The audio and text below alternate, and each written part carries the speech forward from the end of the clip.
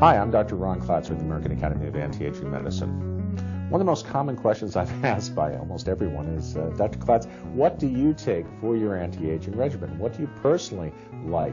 What do you think has good science behind it? And so I'm going to show you a few of the many different nutrients that I've tried, and hopefully that will be helpful to you. Aspirin therapy.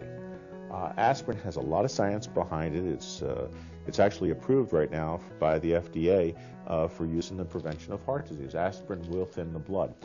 Taking 1/2 of an aspirin every other day is what I do. Some people take 1 aspirin a day.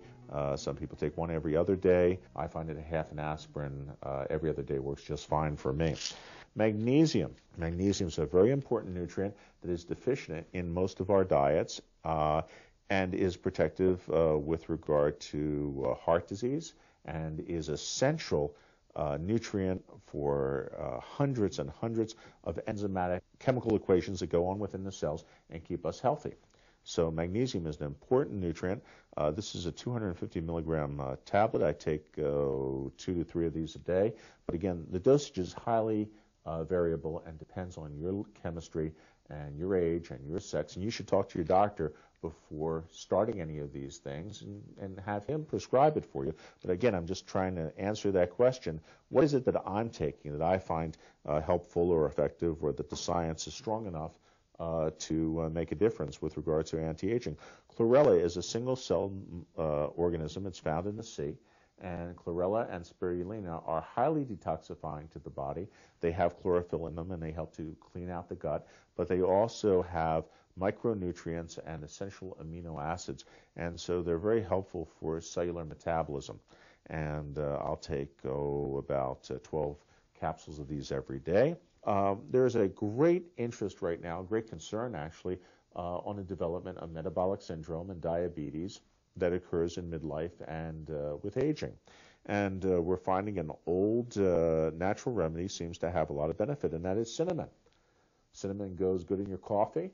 It goes good on your breakfast cereals. It goes good in your tea.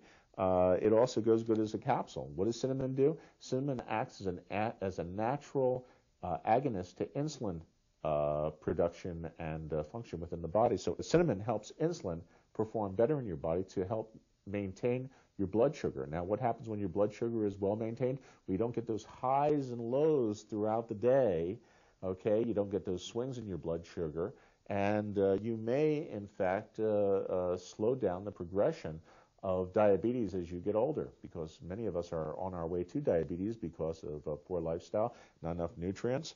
Cinnamon is one of those cofactors that helps the insulin molecule do its job better, as does chromium. Now, I don't have chromium here to show you, but chromium is another cofactor you should know about.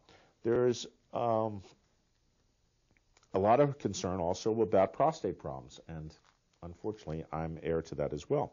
And so I find that taking green tea extract, EGCG, seems to help with some prostate symptoms for many people. I've noticed that myself, and also that green tea extract is just one of the many cofactors for prostate health. Now, green tea extract can also help improve your metabolism, and is being used by some people for weight loss. In my case, I think it's protective against prostate problems, but again, it is helpful.